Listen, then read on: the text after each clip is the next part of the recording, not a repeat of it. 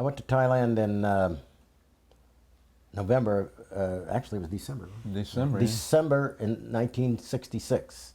And My navigator, John Telford. Well, we arrived at the same time. In fact, we arrived on Christmas Eve, 1966. and your rank at the time? I was captain at the time, and it was a lifetime experience for me, as it was for most of us, I suppose. But I think arriving at Christmas time had a lot to do with the initial impact of when we first landed at NKP, being in the holiday season, then all of a sudden on the ground in a combat environment. It was quite a transition. I was captain when I arrived there.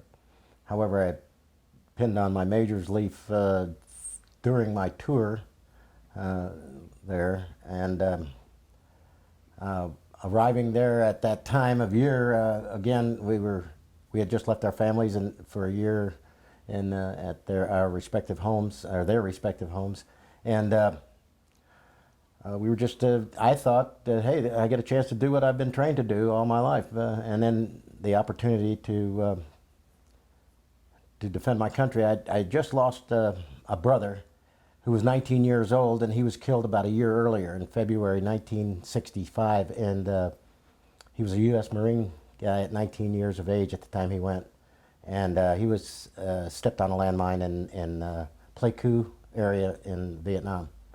And then I got my orders later that same year, and I went to training in '66. And I think I made a mistake there. It was 1966 that he was killed. And then I went over in late '66. And so anyway, getting there and doing all that, but I wanted to get in there and I wanted to do something to avenge his death, you might say. You know, I was thinking what I was going to do that all by myself and get those dirty guys. So that set up the initial rapport we had as a crew member. He and I were playing off against each other to some degree, and I was trying to play, in the beginning of our tour, I was trying to play the role of, well, let's, you know, it's all right to kill these guys, but let's be Humane about it? Humane or rational about it, you know. So Let's step back and go back to where you two first were introduced to the A-26. Think your initial thoughts about the airplane when you first saw it or got to fly it, and as part of that, relate what your flying experience was prior to the A-26. Okay, I was I was flying.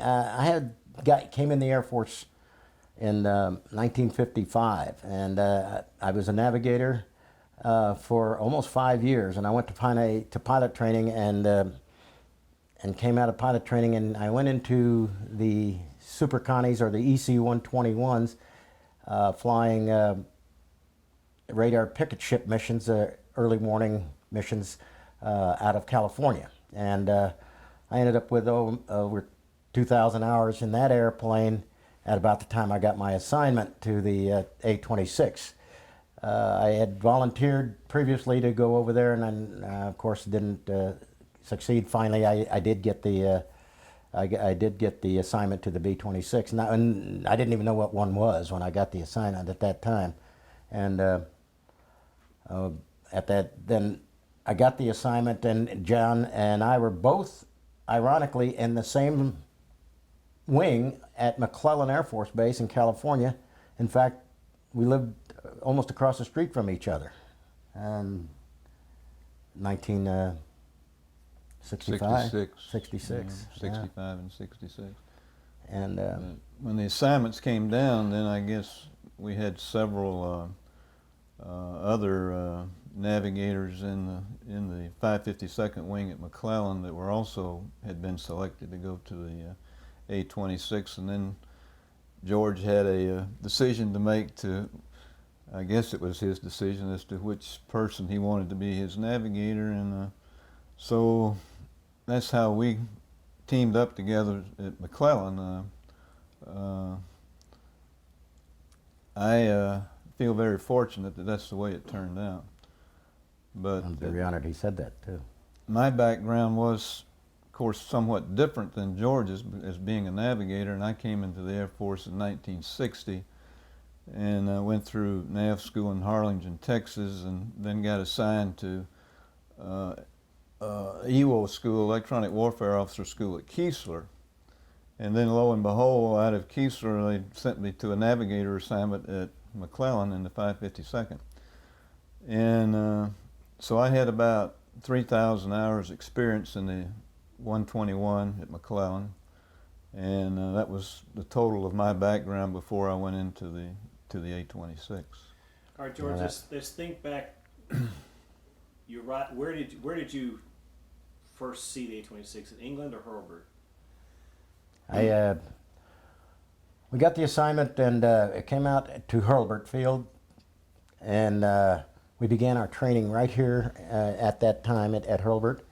And approximately, I don't know, 2 weeks or so into the program, they moved us over to England Air Force Base in Louisiana, where all the training had transferred to. And was it 2 weeks or 4 weeks? I can't About 4 weeks. About 4 weeks after we got here. And we went through our initial training. I don't know that we even flew the airplane here. I flew in it, no, but I don't recall us flying the airplane in here or whether there. Let's think about your first flying experience in the A-26. Right. What did you think? Was this as a hot rod? Is it a piece of junk? Is it an antique? How did it feel when you first got a hold of the controls and this is my plane to go fly? Pretty excited about it. My background, as I mentioned, was in the C-121, and it had nothing to do with hurling your body towards the ground and shooting guns and dropping bombs. And that was a strange and new environment for me, an exciting environment. I couldn't have asked for anything more, except maybe a fighter, a jet fighter. But bottom line was, I was pretty impressed with the airplane when I first got in it. I was a little apprehensive about flying it because you had to do too many things. My previous experience, you might say, was pushing throttles, whereas here I had to do a lot more than that. And I had a flight engineer on my previous background. And so anyway, it was a learning experience, but to me, I enjoyed it, and I was looking forward to a tour in the airplane. Pretty excited about what I thought it could do, or what I heard the airplane could do, and as a combat flying airplane. So I couldn't wait to get into the training to do that. Is there a particular mission at NKP, or several missions that stand out as big in your mind, something that you think about and talk about when you tell stories about flying over there? Yeah, we've got a couple of those we were thinking about. Yeah, there's a lot of them. However, I would say we flew a lot of missions over there that you might say were very dangerous, and to us at that time, the flying at night part was the most difficult thing to become accustomed to, I believe, and without John, we wouldn't have made it, because we were completely blacked out, as you know, in the cockpit. The only light we had was the reticle in your gun sight, and John would carried a flashlight with a red lens on it, and he would adjust the power settings. I'd move the throttles, and then he'd put them where they ought to be, and that kind of thing. Of course, if I needed anything, he had the busiest job in the airplane. He'd had to set up the gun panel and the throttle settings, the mixture, and all the other stuff. And all I did was fly the airplane and then look for targets, which he was also looking for as well. And hopefully we could, as a team, we could do the things that were required. And being blacked out in the cockpit, I didn't keep track of altitude or anything, and so we'd roll in on a target, for instance. Our minimum altitudes were signaled by him tapping me on my right shoulder with his left hand, but oftentimes those taps turned into punches when I would go below the altitudes that we were set as our minimums. So flying in towards your target, what could you see out the window of the airplane? Well, normally we had flare light. On most of our missions, I would say we were under flare light that either we dropped our own flares or were dropped by another aircraft out there. There were many nights, though, where we would catch, if we had enough moon and so forth, we could catch some trucks driving down the trail by their rooster tail, that they would leave the dust flying up. And so we would get in and lead in front of that and try to stop the first truck if there were more than one in a convoy. We also used the old tactic early on in our career there of finding the road, which was a very difficult thing because the trees were about 200 feet or so high, and the trail where it was defoliated, and the trail and the trees on the trail that snaked through there were 200 feet high, and we would use rude and crude navigation techniques to find that road, and then we would drop a flare, and if we could see the road down there, we would then roll in on that and put a hole in the road, and then fly away for 30 minutes or so to find another place and put another hole in that road, and then fly back and see if we could had some trucks backed up in front of the crater in the road, if we were lucky enough to hit the road. Oftentimes we didn't do that either. We made it some toothpicks as well. You know, the challenge was the combination of factors. In order to be effective, you had to get down there amongst them.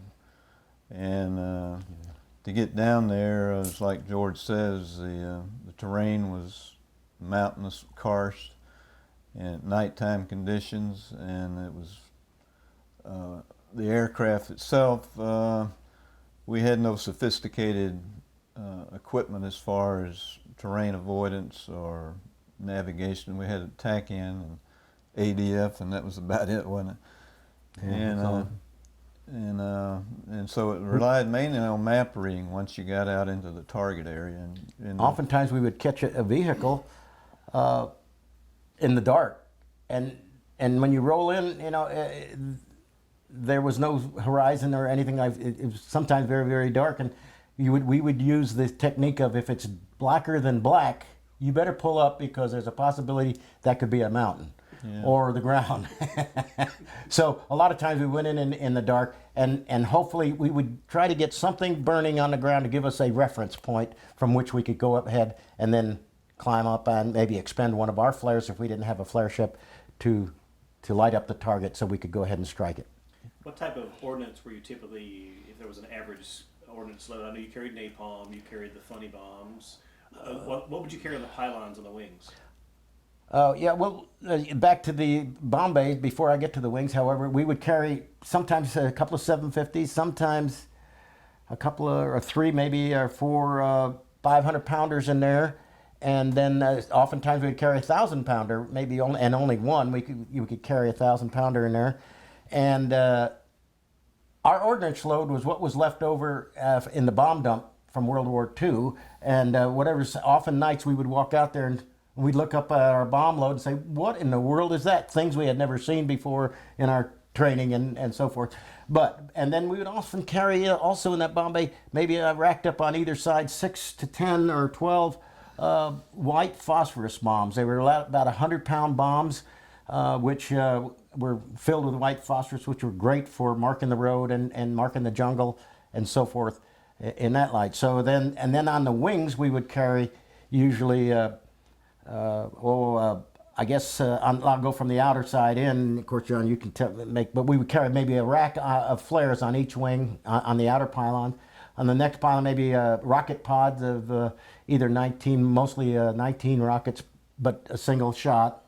They would all go at one time. Then inboard of that, we sometimes carry napalm, or sometimes a 750 or 250 pounder, or 500-pounder Mark 80, well, even a Mark 82 on there. And then CBUs.